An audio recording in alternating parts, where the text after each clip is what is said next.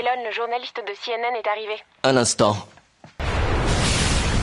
Pour la première fois, SpaceX est parvenu à poser la fusée Falcon 9 sur une plateforme drone maritime dans l'océan Atlantique.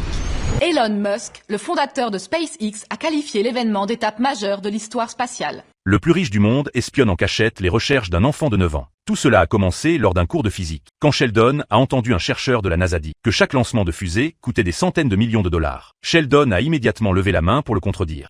Oui. Pour économiser de l'argent, pourquoi vous ne récupérez pas les fusées porteuses au lieu de les laisser retomber dans l'océan? L'idée est séduisante, mais c'est techniquement impossible. Je ne vois pas pourquoi. Eh bien, c'est dur à expliquer et le calcul est vraiment compliqué. Alors je pourrais peut-être vous aider?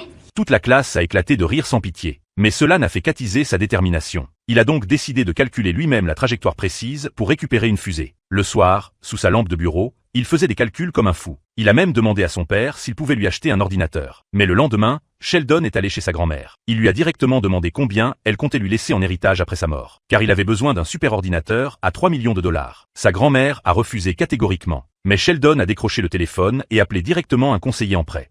J'ai besoin d'argent pour acheter un ordinateur. Non, la maison n'est pas à mon nom propre, j'ai 9 ans. Nous avons déjà abordé le sujet. Je m'occupe de la déclaration d'impôt de mes parents. Et si on se serre la ceinture, on pourra rembourser les mensualités. Sa mère a raccroché sans la moindre hésitation. Mais à cause du stress mental prolongé, Sheldon, 9 ans, est tombé malade. Pendant que les adultes discutaient de son état de santé, Sheldon a remarqué un vieil ordinateur sur le bureau.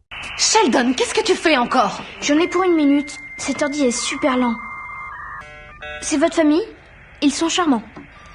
Quelques jours plus tard, Sheldon a envoyé ses recherches à la NASA. Mais il n'a pas pu attendre leur réponse officielle. Il a convaincu sa famille de l'emmener voir ce chercheur. Et il lui a expliqué en personne tous ses calculs essentiels.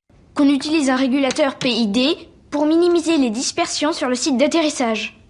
Nous sommes dans l'incapacité technique de les exécuter. Alors je suis en avance sur mon temps?